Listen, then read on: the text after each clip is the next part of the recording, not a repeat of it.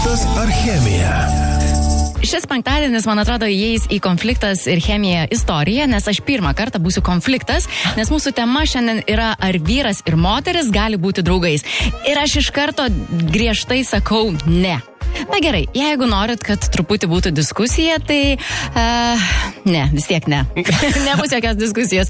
Vyras ir moteris negali būti draugai, nebent vienas iš jų yra nuogas kambaryje. Kitaip ne. Wow, kokia nedraugiška blondinė šiandien kartu su mumis. Ernesta, labas. Blondinė. Labas, Ernesta. Sveikas, merginas. O, gera ne tik tave girdėti, bet ir matyti. Kaip tu galvoji, ar gali būti draugais mergina ir vaikinas? Vyras ir moteris gali būti draugais. Labai slidus klausimas iš tikrųjų ir labai dažnai užduodamas, čia yra senas kaip pasaulis, ar ne klausimas. Tai aš manau, kad gali, bet labai išimtinais atvejais. Jeigu abu turi santykius ir tvirtas antrasis pusės, ar ne? Jeigu tas santykis galbūt yra iš vaikystės, ar seniai kažkokie draugai ir plus kaip vyksta, ar ne, tas bendravimas tarp tų dviejų žmonių. Ar jis yra slaptas, ar jis yra atviras, ar bendraujama šeimomis.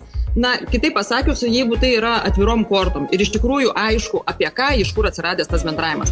Bet jeigu tai atsiradė santykiai, jeigu jie kažkur ar ne, galbūt praėję santykiai ir mes paliekame draugais. Ir tokiu atveju aš manau, kad visais atvejais čia vienas iš tų žmonių norės išlaukti ar prasmukti pro tą rakto skylutę, ar ne? Nu, kitaip sakant, pabūti tuo guodėju, kur vieną dieną gali tai ir, kaip sakant, baigtis ir kitaip. Tai reikėtų pažiūrėti, kokia intencija yra šitas santykis. Bet labiau...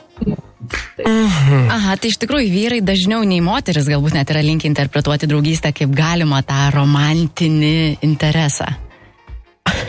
Žinot, aš dabar tarp tokių dviejų pusių jaučiuosi, šviesios ir tamsios, tokios chemijos ir konflikto, bet man atrodo, aš taip kažkaip, man tokia mintis šoko, dėdė toks buvo Einšteinas, toks su liežuviu, nu visi mes žinom šitą dėdę, ar ne, nėra jo dabar su mumis, ir jis yra pasakęs, kad gyvenimą galima gyventi dviem būdais. Galima tikėti, kad stebuklų nėra, nu tai va kaip Justė, ne, kategoriškai ne, o kitas būdas yra, kad galima tikėti, kad viskas yra stebuklas. Tai žiūrėkit, gal gali šiais laikais berniukas ir mergaitė būti, nu, tiesiog draugai. Kol jiem yra 3-4 metukai, taip, bet kai jie užauga, nu, ne, tikrai ne. Gali, kol neturi santykių bent vienas iš jų. Tai va čia reikėtų pasižiūrėti, ar jie yra abu laisvi, ar nėra fizinio kontakto. Čia, kaip sako, nu, galima pasitikrinti. Nu. Taip, svarbiausia, kad jie vienas kitam nebūtų patrauklus, ar ne? Kaip galimi. Turėjo būti, kur du žmonės išsiaiškino, kad tarp jų tikrai nieko nebus. Bet vėlgi, kokiu tikslu, nes tai yra investicija į santykį. Jeigu tu bendrauji, tu vis tiek atiduodi tam žmogui energiją, tu juo domiesi. Tai ir klausimas, ar tu to žmogum domiesi labiau nei savo partneriu? Taip. Ar čia yra tik pakaitinis variantas, iki kol aš susirasiu antrąją pusę ir tada dažnai jau tų draugų nebereikia. Tai apie ką tai buvo? Nu, moteris, kol mes šiandien nesusimušėm visos, man atrodo, reikia ketvirtos moters nuomonės, ar ne? Svarstyklės truputį nusisvertų į kažkurią pusę. Taip, ir juokas juokais kartu turime, žinokite, žmogų, kuriam, atsimenat, visą savaitę žadėjom, kad bus penktadienį kalėdos, mažusios kalėdos. Taip, ir šiandien kartu su mumis yra mūsų klausytoja Inga. Sveiki, Inga. Sveiki. Inga, ta proga, kadangi mes jau kalbamės, kaip jūs galvojat, gali būti moteris ir vyras tik draugai? Ne, mano nuomonė tikrai negali. Manau, daugelis moterų jum visiškai pritarė.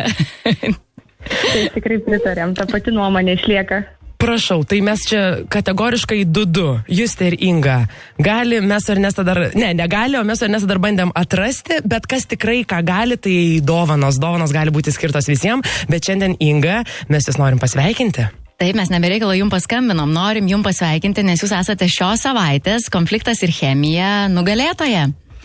Ačiū, labai. Na ir Ernesta, pasakyk, kokiagi laukia dovana Ingos? Taip. Tai dovana tai iš tikrųjų yra investicija savo į santykius, ar ne?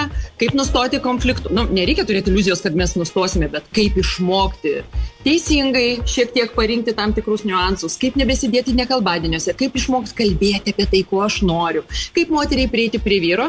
Tai kitaip sakant, turėsime mokymus apie komunikaciją, tai yra online mokymai ir aš jums dovanoju vietą šiems mokymams. Parašykite savo elektroninio pašto adresą, aš su jumis susisieksiu ir jūs turėsite nuostabią galimybę.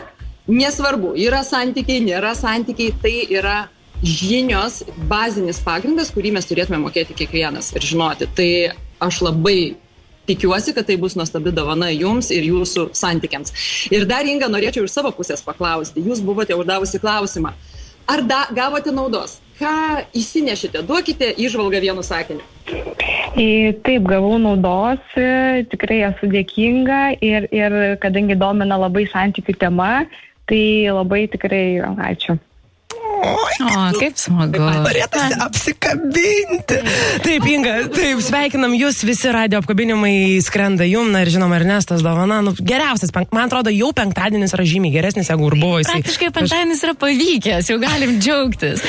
Ačiū jums, Inga. Tikros kalėdos, tikras penktadienis. Ačiū labai. Ačiū, gražaus savaitgalio. Iki. Nu, merginos, žiūrėkit, chemija bent tarp moterų įvyko, o su tais draugais dar iki tos chemijos toli, ar ne? Bet nežinau, gerai. Gal iš vienos pusės aš suprantu, ką jūs man čia visą sakot, kad jeigu vyras labai gražus ir nori būti tik draugai, gal nepavyks, nes bus kažkokios mintis, bet iš kitos pusės, pavyzdžiui, jeigu labai įdomiai žmogus šneka ir tau tiesiog patinka su juo šnekėtis, tai tu čia dabar turi jaustis dėl to blogai. Ir staiga tu ėmė ir įsimylė jo protą. Ne, Javutė, ne. Vyras ir moteris tikrai negali būti draugais ir jūs manęs neįtikinsit jokiais įmanomais būdais. Gerai, bet aš noriu palinkėti visiems, pliuso klausytojams, jeigu norite, kad kitą penktadienį mes būtent jums paskambintume ir visas tris jūs pasveikintume, ką reikia padaryti, merginos? Tai jūs turite parašyti mums, jums neduodant ramybės klausimą į pliusas.fm, pasvirasis / chemija, teisingai sakau, ir tenai parašyti savo klausimą, kurį mes padiskutuosime, išanalizuosime tiesioginę eterio metu. Kita dovana, aš jau ruošiu kitą temą, kitą dovaną, tai laukite. Prašau, pažiūrėjusi Ernestos akis, norisi tos kitos dovanos. Gerai, kol mes čia visos nesusipykom ir nepriejom kitokių sprendimų apie vyrus ir moteris, paklausom muzikos, kurią mes visas trys jaučiam. Yeah. Eteryje Ieva ir Justė.